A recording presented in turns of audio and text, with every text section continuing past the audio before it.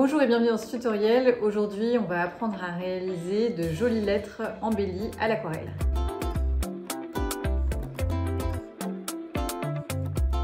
L'aquarelle, c'est pas si compliqué, c'est une des peintures que je trouve les plus faciles et les plus accessibles, même quand on n'est pas expert et quand on débute, il y a moyen de s'amuser et prendre énormément de plaisir. Donc voilà le genre de résultat auquel on va s'attendre, mais je vais vous montrer en fait comment réaliser plein de différents éléments et ensuite vous pourrez réaliser votre composition finale. Dans le kit, vous avez un pinceau à réservoir. C'est un pinceau parfait quand on voyage parce que vous pouvez remplir le réservoir d'eau, donc vous n'êtes pas obligé d'avoir un petit pot d'eau comme moi aujourd'hui à vos côtés. Il suffit tout simplement d'appuyer sur le pinceau, de le plonger dans l'eau et le réservoir se remplit. Si jamais vous voulez remplir tout le réservoir, vous pouvez directement dévisser et remplir le réservoir.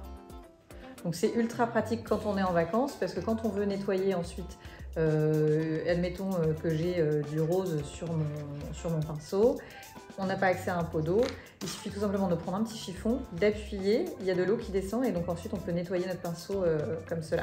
Et il n'y a pas besoin donc d'avoir un petit pot d'eau à côté. Dans votre kit, vous avez également des feuilles aquarelles. 3 demi-godets qui ont été fabriqués et designés à Paris. Je suis super contente de vous fournir de l'aquarelle de qualité. Donc ici, nous avons le coloris rose bubblegum, le coloris rouge et le vert paradis. C'est 3 couleurs qu'on a sélectionnées pour réaliser le kit d'été.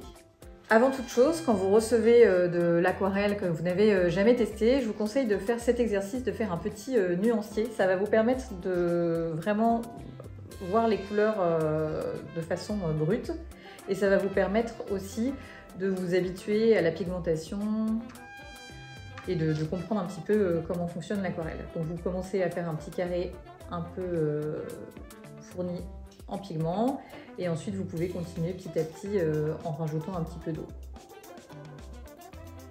Ça va vous permettre de voir les différentes teintes que vous pouvez obtenir à partir de ce godet.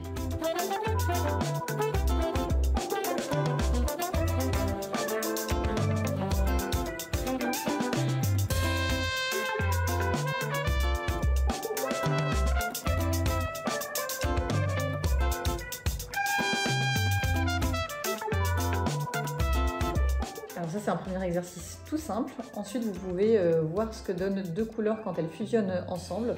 C'est-à-dire quand vous venez par exemple peindre un cercle en rose.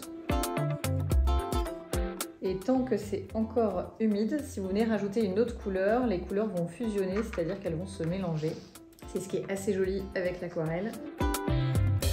Et ça peut créer des dégradés sympathiques. Alors là, vous voyez, j'ai mis un tout petit peu trop d'eau. L'aquarelle, c'est une question de dosage. On voit qu'il y a un petit peu d'eau. Si vous avez trop d'eau comme ça, vous pouvez venir essuyer votre pinceau et venir enlever le surplus d'eau ou alors venir avec un petit torchon ou un sopalin.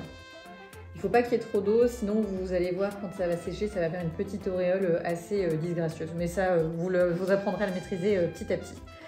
Voilà ce que permet de faire l'aquarelle, faire des jolis dégradés comme ça avec de belles nuances. Je trouve que c'est plutôt joli. Une fois que vous êtes amusé un petit peu avec votre aquarelle, je vais vous montrer comment réaliser des éléments tout simples qui vont vous permettre de réaliser une composition finale. Donc le premier élément qui je trouve est indispensable, c'est les feuilles. Alors là, vous voyez qu'on voit les nervures de mon papier en dessous, c'est que j'ai pas assez d'eau sur mon pinceau, donc je recharge un petit peu d'eau. Donc voici une première façon de réaliser des feuilles. Plus vous appuierez sur votre pinceau, et plus le pinceau va s'aplatir et s'élargir sur la feuille.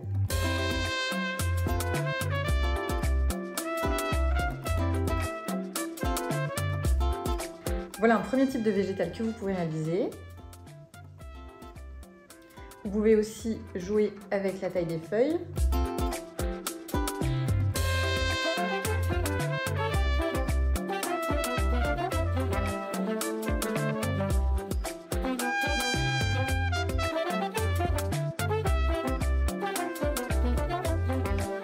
Maintenant, je vais vous montrer comment réaliser 2 différents types de fleurs.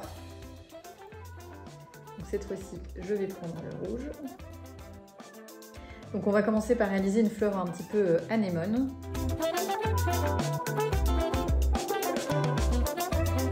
Je laisse volontairement le centre un peu plus blanc. C'est pas grave si tout n'est pas uniforme. Alors là, j'ai rajouté un petit peu trop d'eau, donc je viens d'enlever. Et si vous voulez à ce moment-là créer de jolis dégradés, vous pouvez également venir ajouter un petit peu de rose, par exemple, au centre. Alors, vos premières fleurs, elles ne seront pas parfaites si c'est la première fois que vous faites de l'aquarelle, mais vous inquiétez pas, ça va vite venir. Et d'ailleurs, l'important souvent, c'est pas que ça soit parfait ni régulier. C'est au contraire dans l'irrégularité que ça va être joli.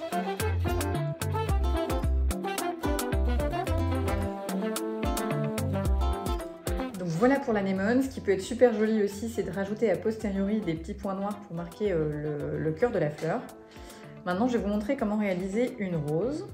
Vous pouvez vous entraîner à réaliser chacun des éléments, mais vous n'êtes pas obligé de mettre tous les éléments dans votre composition finale. Mettez ceux avec lesquels vous êtes le plus à l'aise ou ceux que vous préférez. Pour réaliser une rose, on va commencer par le cœur qui va être un peu plus foncé. Donc on va faire une petite virgule comme ça, puis une petite virgule dans l'autre sens.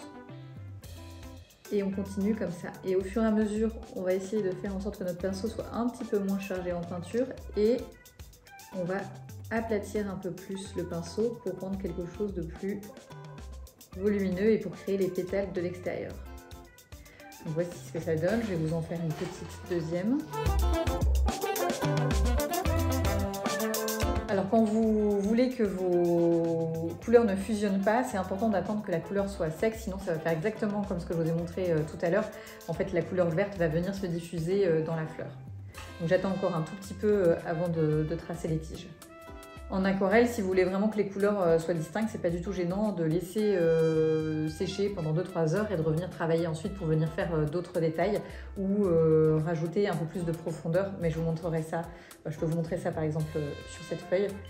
Si vous voulez rajouter un peu plus de profondeur, vous pouvez très bien, maintenant que l'aquarelle est sèche, revenir redéposer un tout petit peu de matière pour créer peut-être une petite ombre par exemple ici.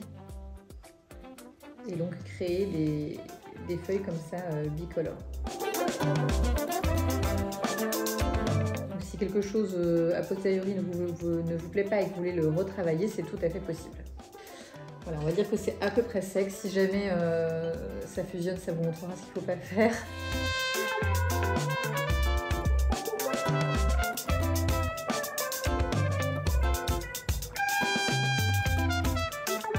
Un autre végétal que j'adore réaliser, c'est de faire des petites branches sur lesquelles viennent se suspendre des baies. Donc pour ça, je commence généralement par la branche.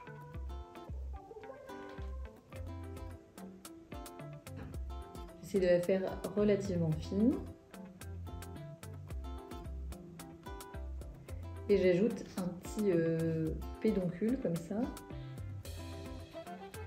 Alors là, je vais attendre que ça soit bien sec et ensuite je vais venir ajouter une petite baie autour.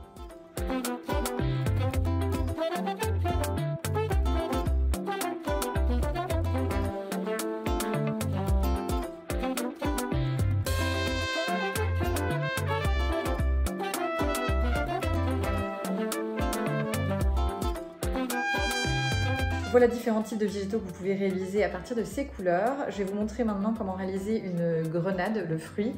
Je trouve ça super joli et je trouve qu'avec ces couleurs, ça va super bien. Je commence toujours par à bien mouiller mon pinceau, à mettre un petit peu de pigment. Ici, je vais prendre le rose pour commencer et à faire un cercle plutôt assez gros.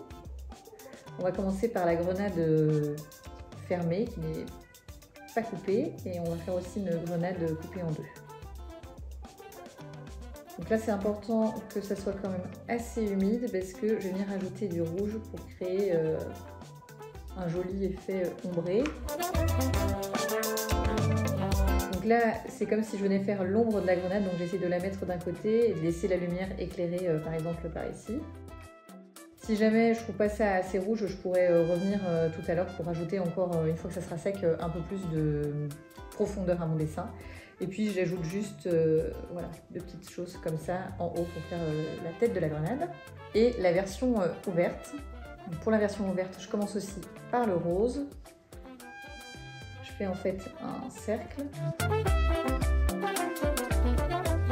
Je viens également prendre du rouge pour en ajouter. Et ensuite, je vais ajouter des détails à l'intérieur. Pour faire les petits grains qui sont à l'intérieur de la grenade. Alors, il ne faut pas que ça soit forcément très rond. Vous pouvez commencer par en faire un petit peu, laisser une petite goutte de blanc à l'intérieur pour faire un peu de la lumière dans les grains de la grenade. Et ensuite, vous pourrez aussi venir en rajouter un petit peu de rouge tout à l'heure. Voilà, je vais faire une zone ici où je vais un peu moins marquer les grains. Je viendrai les redessiner par-dessus tout à l'heure parce que je trouve ça joli aussi. Donc voilà différents éléments que vous pouvez réaliser avec les couleurs que vous avez à votre disposition. Vous pouvez ensuite laisser parler votre créativité, faire par exemple des petites baies aussi beaucoup plus petites, comme cela. Vous verrez pour votre composition finale, c'est important d'alterner des éléments de différentes tailles, voilà, des gros éléments, puis des petits éléments pour venir combler les trous. Alors avant de passer à la composition finale, je vais terminer ma grenade. Je vais rajouter un petit peu de rouge ici pour... c'est pas tout à fait sec, mais il y a déjà un peu moins d'eau et ça va me permettre d'ajouter un peu de profondeur à ce rouge. Voilà. Maintenant, place à la composition finale. Quand vous réalisez votre composition finale, je vous conseille d'avoir tous les croquis que vous avez réalisés à votre disposition. Ça va permettre de savoir ce que vous avez aimé, ce que vous voulez reproduire ou pas. Moi, je pense que je vais partir sur l'idée des grenades avec des végétaux. Je vous montre ça tout de suite.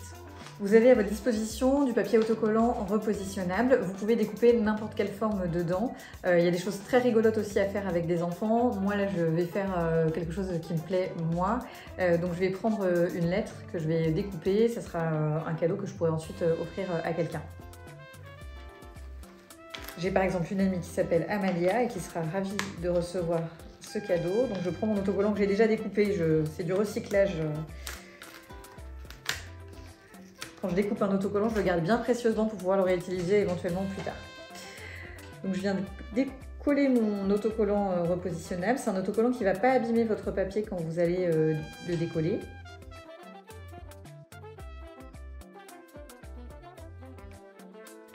Donc faites bien attention à le positionner correctement au milieu. Hop. Et appuyez vraiment consciencieusement sur votre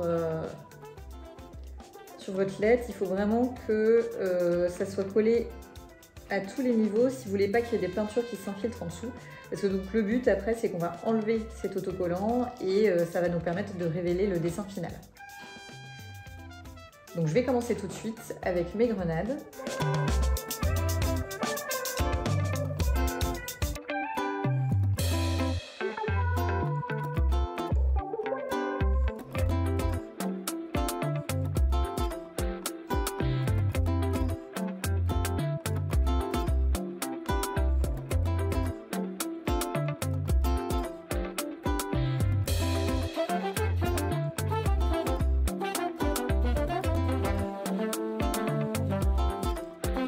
Si vous faites comme moi une lettre, il est important que tous les contours de la lettre soient recouverts pour que on puisse facilement deviner de quelle lettre il s'agit.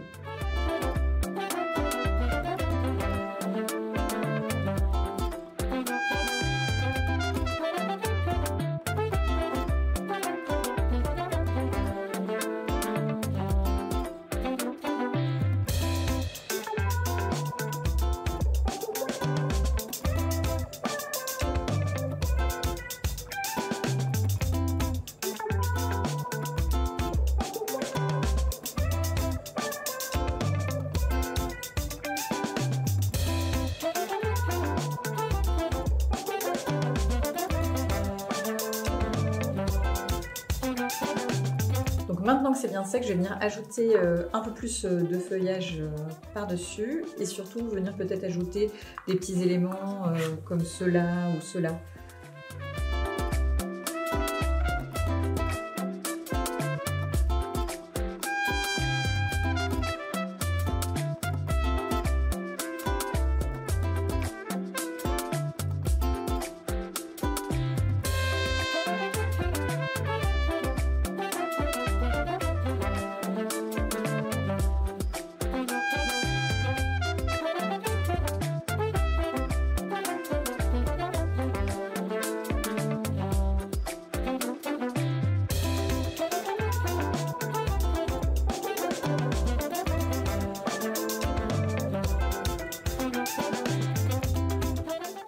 fait mes petites branches et maintenant je vais ajouter des fleurs, je sais pas, j'hésite entre rose et rouge.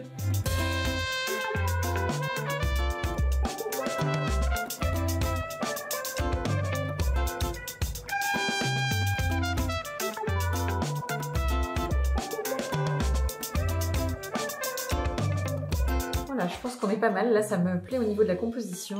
Donc, reste la dernière étape. Donc là, il n'y a pas besoin d'attendre que ça soit sec pour enlever votre autocollant. Par contre, faites bien attention quand vous l'enlevez, parce que parfois, il peut y avoir des petites gouttelettes de peinture sur l'autocollant. Donc, il ne faut pas les faire tomber sur la peinture. C'est vraiment le moment que je préfère. Tadam! Donc je garde précieusement mon autocollant parce que comme je vous l'ai dit, je suis plutôt du genre à réutiliser. Et donc voici à quoi ressemble ma petite aquarelle terminée. J'ai hâte de voir vos réalisations. N'hésitez pas à les poster sur Instagram avec le hashtag BeCrafty.